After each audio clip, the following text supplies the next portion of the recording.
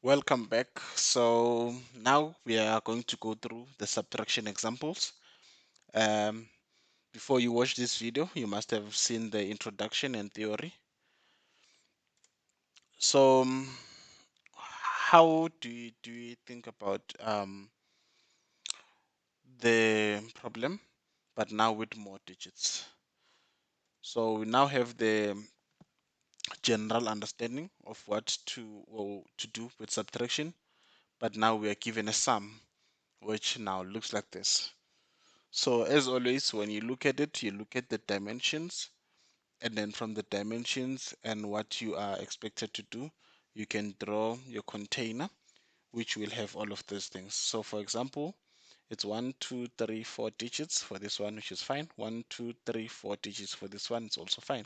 So I prepared space for 1, 2, 3, 4 digits.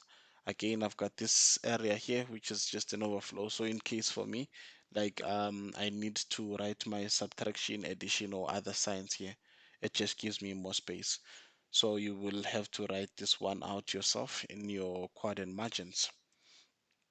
So you'll introduce all of the tens, units, tens, hundreds, and thousands. Of course, once you are comfortable with this, you won't be writing them like I always do. It's just that I write them so that you understand as to why we separate these numbers into digits. Because you subtract units from units, you subtract tens from tens. So that's why I write them out so that you can understand. But the more you become comfortable, you can start dropping them. So our first step was you write down the first number, remember? So that's what I did. I wrote down the first number. And then the second part to write the subtraction sign. And then the last part would be for me to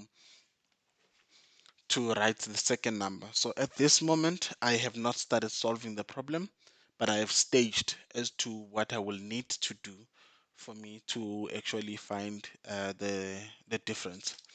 So remember in the previous lecture whereby I said you subtract and borrow in a case whereby the second number is larger.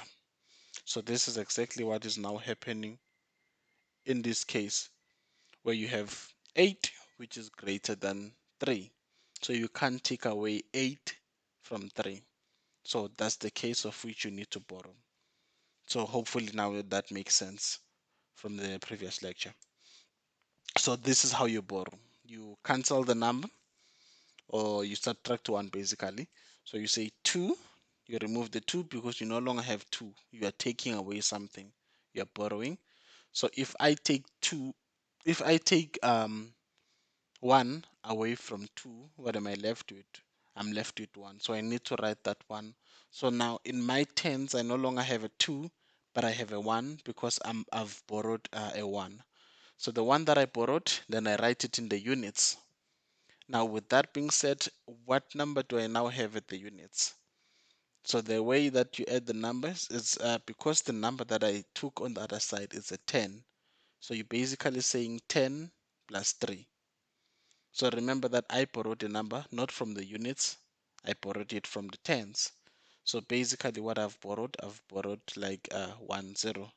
So if I say 1 0 plus 3, then I'm left with 3. But the easiest way for you to think about it is just like whatever number that you borrowed, you just stick it in front of the one that was smaller. So in this case, the answer would be 13. So you don't have to do that 10 plus 3. So if you just stick the one there, it will make your life easy. So now you are ready because what is happening now, the first number is larger than the second number, which means you can take away something. So 13 minus 8, it gives you 5. So for that part, you are done. And now you go to the second number. Now, when we come to the second number, we run into the same issue, whereby the number that you're trying to subtract, which is 1 from, is smaller than the one that you want to subtract. So again, what do? We have to borrow, but this time we borrow from the hundreds. So now let's go to the hundreds and say there's a 1 there. Then you say 1, take away 1, you're left with 0. So the one that you have taken away, you bring to the other side and then you stick it in front of the 1. So remember that the 2 had already been cancelled. So you was left with the 1. The one that you are left with, you stick another 1 in front of it. And then you say 11 minus 9, what do you get? You get 2. So that's the second step. You are done then. Now we move on onto the third column, which is the hundreds. Now you have this thing happening again, whereby you have 0, which is smaller than 6. So you cannot take away 6 from 0. So you have to borrow from the next column. In this case, it's the thousands. So when you have a 7 and then you borrow 1, or you take away 1 from it, what are you left with? You're left with the 6. But you just borrowed 1, and what do you do with that 1? You just stick it in front of the number that you're busy with, which is in this case it's 0.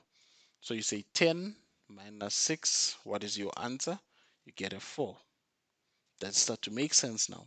So in both the units, tens and hundreds, we had to borrow because the first number that we were subtracting from was smaller than the one, but then was smaller than the number that I was trying to subtract.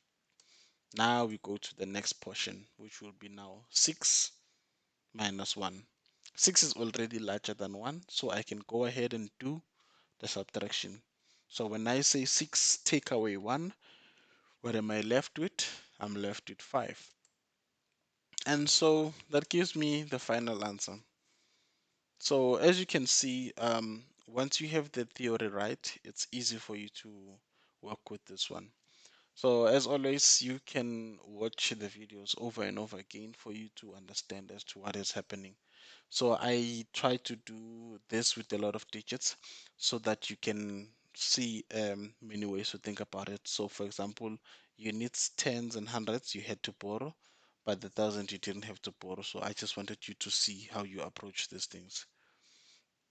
So to summarize this one, if you are subtracting 0 from anything, then you'll be left with that thing. So for example, I've got 10 cars and then I take away 0 cars. What am I left with? I'm left with 10 cars.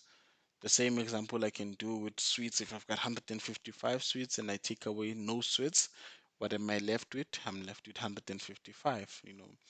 So the opposite of addition is subtraction. So for example, if I've got 10 cars and then I say take away 5 cars, I'll be left with 5 cars. For me to have 10 cars again, what do I need to do? Is to add 5 cars. So that's how you think about it. Just even made a quick example for you here to say 155 plus 14, you get 169. But if you wanted to get back to the other side, you'll have to subtract 14 from both sides. And then if you subtract 14 from both sides, you'll find that you're now having 169 minus 14. The 14 and the 14 will cancel, and then you'll be left with 155 again. So that was just like some quick way to think about what do I mean by them opposites. And yeah, subtraction is closely related to division because it involves taking away something, but it's not exactly the same, but you think about them in the same manner. So for example, if I've got a cake and then I divide that into two, it means that I'm separating it. I'm taking away a certain portion for another one. So that's what I mean by saying subtraction is closely related to division. If you want to do division, you can actually achieve it by doing multiple subtractions. So for example, if you say 16 divided by 4, it's the same as 16 minus 4, minus 4, minus 4, minus 4. But yeah, let me just go through it. 16 minus 4, you get 12. And then you say 12 minus 4. So you only stop if the answer is 0 or less than the number that you are subtracting from. So 12 minus 4 is 8. 8 minus 4 is 4. And then 4 minus 4 is 0. So now you can stop. You know. So what this shows you is that if you have 16 and then you subtract 4 times, which is basically divided by 4, then you'll be left with 0. But then, like, what is the answer? The answer is 4 times. How many times can I take away 4 from 16 4 times. 16 minus 4, 12 minus 4, 8 minus 4, 4 minus 4. So this is the how many times I can take away 4 out of 16.